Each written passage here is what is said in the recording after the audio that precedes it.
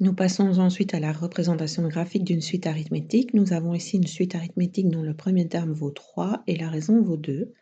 Et nous allons représenter cette suite dans un repère. Alors sur l'axe des x, on écrit l'indice et sur l'axe des y, on écrit la valeur du terme correspondant.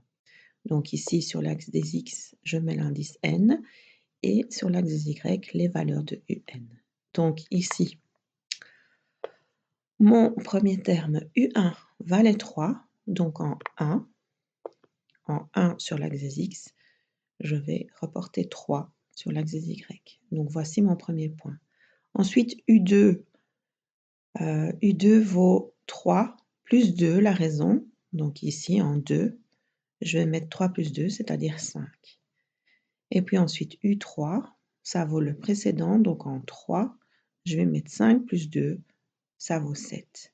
Et ainsi de suite. Et je remarque que mes points sont alignés. Alors, surtout, ne les reliez pas.